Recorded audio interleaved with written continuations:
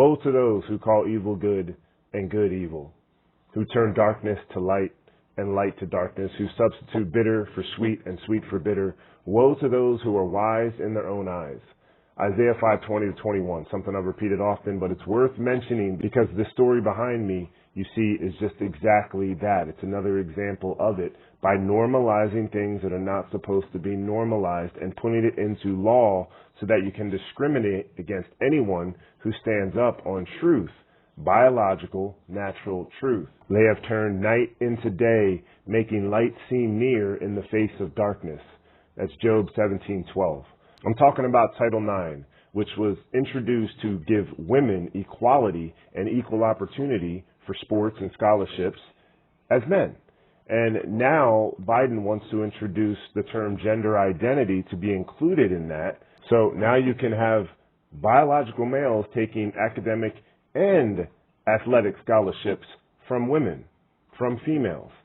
You can't speak truth without offending people, and that's not my intent here, but the truth offends. And my heart goes out to people who are suffering in some sort of way internally, believing they are something other than the way God created them. There are reasons for that. There is an attack on us physically, mentally, spiritually from the day we are born in this world. That's something we have to realize. But there's ways that we'll be blind to until we pass on, and that's why we have to accept the Word of God for what it is. It's the only foundation of truth.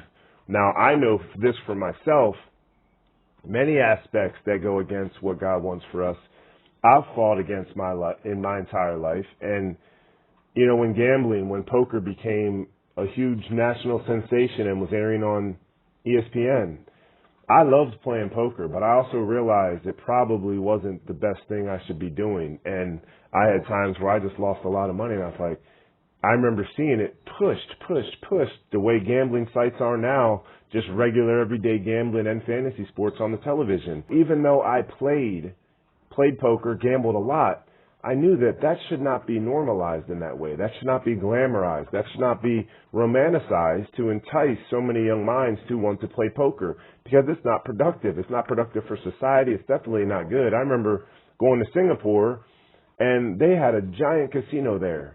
Locals were not allowed in. Only tourists were. They did not want locals going broke and then not being able to pay their taxes and defaulting on whatever and becoming homeless. So you were not allowed to go in there if you were a local. And come August 1st, this new radical redefinition of sex-based discrimination will go into effect and allow all of these things to happen. There's no care being given to natural-born females who don't want to have biological men in their locker rooms, taking away scholarships and other opportunities. It's a completely one-sided discussion that is being imposed upon the rest, and people are going with it. And people are staying silent because they don't want to get involved, but they don't realize that this is not a human battle. This is truly from the pits of hell. This is demonic in origin. This delusion that is being forced upon the masses, and they are taking it because they don't want to make waves. They don't want to offend. They just want to love everybody. But loving people based on something that's not true, that only caters to feelings which have been manipulated in so many ways that we're unaware of, is not helping anybody. It's only pushing them further and further away from God and the Creator of all of us. So pretty soon we're going to be living in a world where if you don't conform to someone's proper pronouns that they tell you how they feel that day, they can tell you to call them a female one day and a male the next. If you don't do it, you can be charged with harassment. That is a complete attack on free speech, on our free will. But when you realize that Satan is the God of this world, he does not want us to exercise our free will to obey God. He wants us to rebel against God's laws and serve ourselves.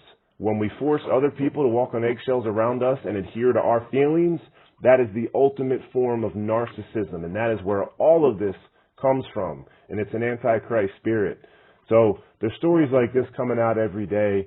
It's like common sense is obliterated. Women are being eliminated as we have this whole feminist movement. It does not make sense.